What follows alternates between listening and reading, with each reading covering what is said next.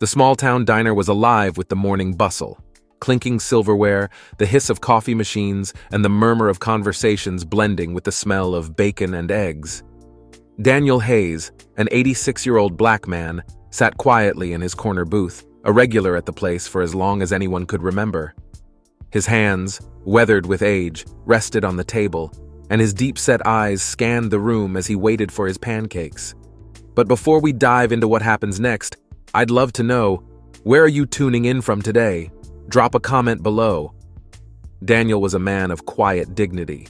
He didn't say much, but his presence commanded respect, at least from those who knew him. Today, however, respect was the last thing he received. As Daniel sipped his coffee, the diner's door swung open and two white police officers strolled in, their boots heavy on the linoleum floor. Their badges gleamed under the fluorescent lights, and their voices were loud enough to draw the attention of everyone in the room. Officer Carter, the younger of the two, sneered as he spotted Daniel. "Well, well," Carter said, his voice dripping with disdain. "What do we have here? Old man Hayes, still freeloading, huh?"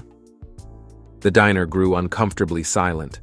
The waitress behind the counter froze, clutching a pot of coffee, her eyes darting nervously between Daniel and the officers. Daniel didn't react. He simply reached for his coffee cup with a steady hand, took a sip, and set it back down. Officer Miller, the older and seemingly more hardened of the two, leaned against the counter, his lip curling into a smirk. "Bet he's just wasting his Social Security checks in here. What do you think, Carter?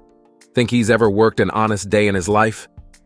The cruel laughter that followed sent a ripple of unease through the diner.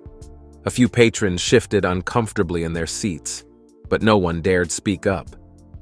"Say something, old man," Carter taunted, walking closer to Daniel's booth. "Or are you just going to sit there like you don't hear us?" Still, Daniel remained calm. Slowly, he adjusted the neatly folded napkin on the table, his silence like a wall their words couldn't penetrate. Carter wasn't done. He grabbed the edge of Daniel's table and leaned in close. "What's in that bag, huh? Stolen goods? Or maybe you're hiding something else?" Daniel's eyes flicked to the brown leather bag resting on the table beside him. Without a word, he slid it toward the center of the table, unbuckled the flap, and opened it. What the officers saw made them stop cold. Inside the bag was a stack of medals, bronze, silver, and gold, all meticulously polished. On top of them lay a folded American flag and a photograph of a young Daniel in full military uniform, standing tall and proud in front of a fighter plane. The silence in the diner was deafening. Carter's smug expression faltered as he stared at the medals, each inscribed with commendations for bravery, valor, and service during the Korean and Vietnam Wars. Daniel finally broke his silence, his voice calm, but carrying the weight of decades. "I served 35 years in the United States Air Force," he said, his eyes locking onto Carter's.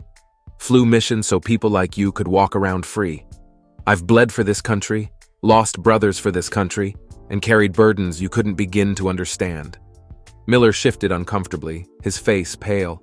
Carter opened his mouth to speak but couldn't find the words. Daniel picked up the photograph and held it up for them to see. "That's me at 22, stationed in Korea. I flew over 50 missions, dodged bullets and shrapnel, and prayed every night I'd make it home. And here I am, all these years later, sitting in a diner, being harassed by men who don't know the first thing about respect." The diner patrons, emboldened by Daniel's words, began murmuring among themselves.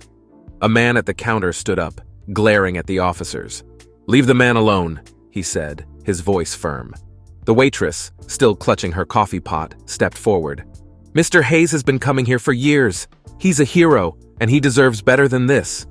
Carter, now visibly flustered, muttered something about a misunderstanding, and stepped back. Miller tugged at his arm, signaling it was time to leave. They retreated to the door, their swagger gone, their faces red with shame. As the officers left, the diner erupted into applause. Strangers approached Daniel's table, thanking him for his service, shaking his hand and offering to pay for his meal. Daniel, ever humble, waved them off with a small smile. When the waitress brought his pancakes, She placed them in front of him with tears in her eyes. "Thank you for everything you've done, Mr. Hayes," she said. Daniel nodded, his voice soft but steady. "I didn't do it for recognition. I did it because it was the right thing to do." He returned to his meal, but the diner had changed. The people inside had seen something extraordinary that day, not just a man standing up to injustice, but a reminder of what true courage and dignity look like. As Daniel finished his breakfast, he folded the flag and medals back into his bag, paid his bill, and walked out with his head held high. The sun shone brightly outside, and as he made his way home, he felt a sense of peace.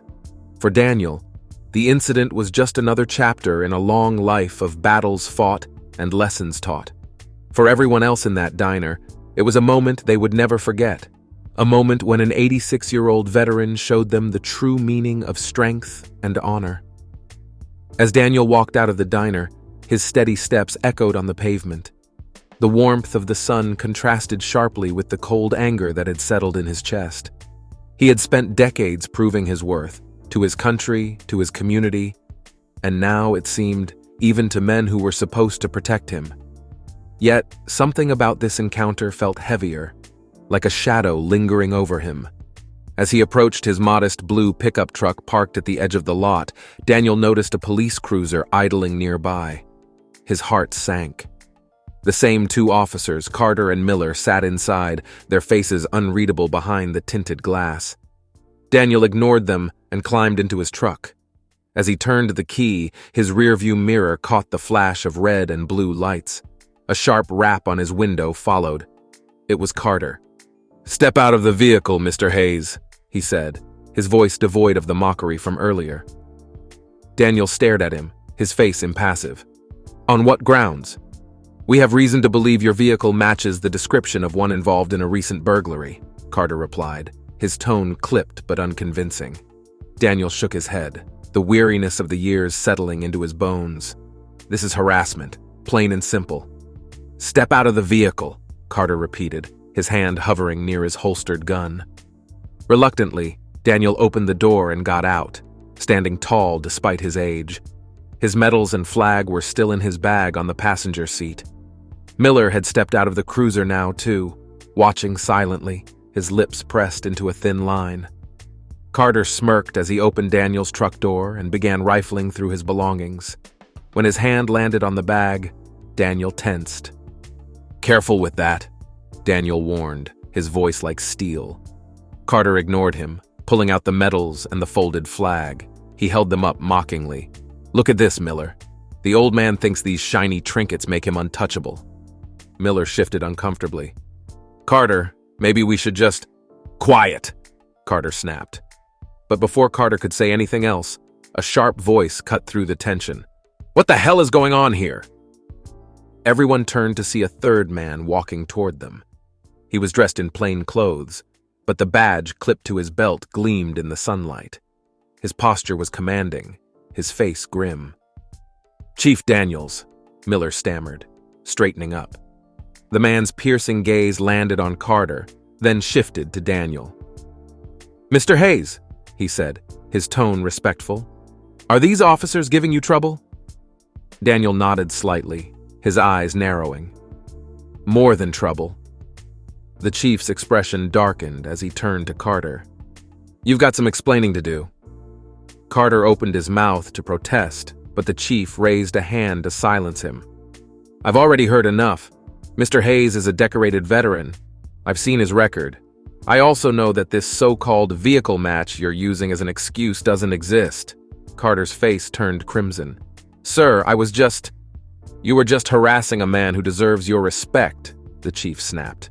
"And you've done it in broad daylight in front of witnesses. Hand me your badge and gun, now." Carter's jaw dropped.